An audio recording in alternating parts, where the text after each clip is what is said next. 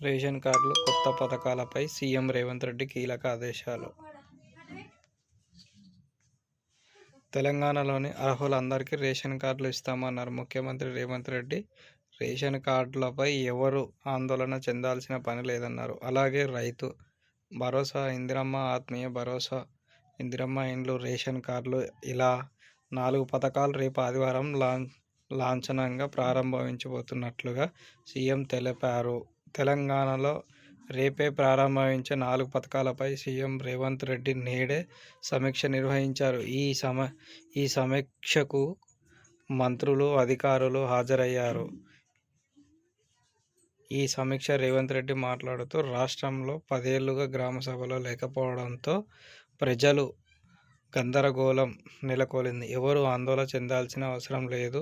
అర్హులందరికీ 1-2 రోజుల్లో ఆలస్యం అయినా రేషన్ కార్డులు వస్తాయని అధికారులు సమయస్ఫూర్తితో ప్రజలకు సమాధానం చెప్పాలి.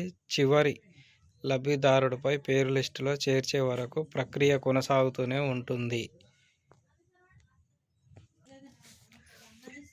రేపే రైతు భరోసా, ఇందిరమ్మ ఆత్మీయ భరోసా, ఇందిరమ్మ ఇండ్లు, రేషన్ కార్డులు 4 పథకాలను లాంఛనంగా ప్రారంభించబోతున్నాం. హైదరాబాద్ మినహా రాష్ట్రంలోని అన్ని మండలాల్లో మండలానికి ఒక గ్రామాన్ని ఎంపిక చేయడం, 4 పథకాలకు ఒక పథకానికి ఒకే అధికారి చొప్పున గ్రామానికి 4 మండల స్థాయి అధికారులను నియమించాలని, ఫిబ్రవరి మొదటి వారం నుంచి మార్చి 31లోగా రాష్ట్రంలో మిగతా గ్రామాల్లో లబ్ధిదారులకు పథకాలు అమలు జరిగేలాగా చర్యలు తీసుకోవాలని, మార్చి 31లోపు 4 పథకాలు 100% అమలు జరిగేలా చూడాలి. నిజమైన లబ్ధిదారులకు ఒక్కొక్కరికి కూడా అన్యాయం జరగకూడదు. అనర్హులకు లబ్ధిదారులు చేకూరిస్తే అధికారులపై చర్యలు తప్పవు అంటూ హెచ్చరించారు.